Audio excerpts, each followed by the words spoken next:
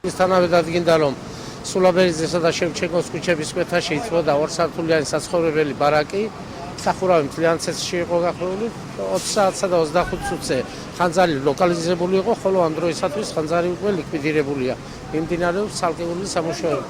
ხანძრის გამომწვევების მიზეზის შესახებ ჯერ ვერაფერს ვერ გეტყვით, მიმდინარეობს გამოძიება, რომელიც პირველ რიგში მთავარი ეს არის, რომ მსხვერპლი არ არის, დროულად იქნა ლოკალიზებული ხანძარი. ამის შემდეგ ჩვენი თანამშრომლები დაეხმარება მოქალაქეს, რაღაც ავეჯი აქვს გამოსატანი გარეთ მის დაბინავებაში და ამის შემდეგ ვიმსჯელებთ თუ რა ზარალია და მერია იმსჯელებს თუ რისი დახმარება შეიძლება.